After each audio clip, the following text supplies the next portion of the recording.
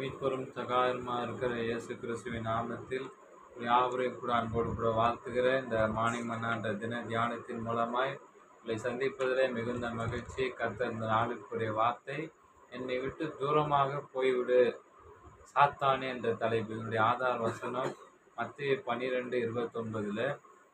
பலவானை முந்தி கட்டினால் ஒழிய பலவானுடைய வீட்டிற்குள் புகுந்து அவன் உடைமைகளை எப்படி கொள்ளையடிக்க கூடும். அதாவது சாத்தானுடைய கோட்டைகளை தகர்ப்பதற்கு நமக்கு ஆண்டவர் நமக்கு ஒரு அதிகாரமே கொடுத்திருக்கிறாராம், அதிகாரம் அளித்திருக்கிறார். இயேசு கிறிஸ்து சாத்தானை தோற்கடிக்க நமக்கு தேவையான 2 காரியங்களே. ஒன்று, இயேசு என்னும் நாமத்தை நம்ம பயன்படுத்த வேண்டுமா. இயேசுவின் நாமத்திற்கும் சகல முழங்கால்களுக்கும் முடங்கும் என்று பிலிப்பியர் 2:9-10 ஆகிய வசனங்களை வாசிக்கிறோம்.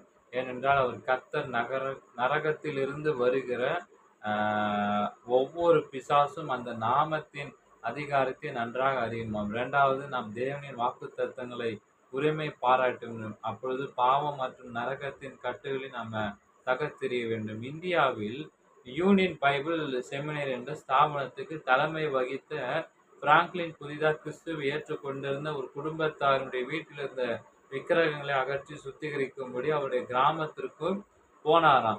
போயிட்டு இது அவருக்கு முதல் அனுபவமாக இருந்ததாம்.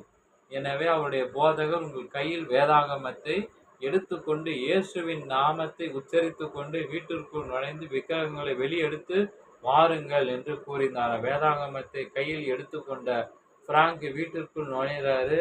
ஆனால் அவர் ஆச்சரியப்படும் விதமாக ஒரு குறிப்பிட்ட நேரத்துல பார்த்தீங்கன்னா, ஒரு கண்ணுக்கு தெரியாத ஏதோ ஒரு சக்தி தன்னை தடுப்பதை உணர்ந்தாராம்.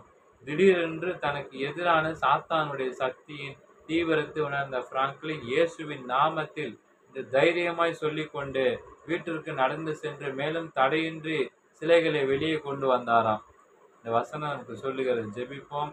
தேவனை, சாத்தானுக்கு பயந்து விடாமல் இயேசுவின் நாமத்தினாலும் வேத வசனத்தினாலும் அவனை எதிர்க்க கிருபை தாரும். பிசாசுகளும் நடுங்கும். இயேசுவின் நாமத்தில் உள்ள வல்லமையை நான் அறிந்து கொண்டு எனக்கு கொடுக்கப்பட்டுள்ள அதிகாரத்தை பயன்படுத்த உதவிடும்.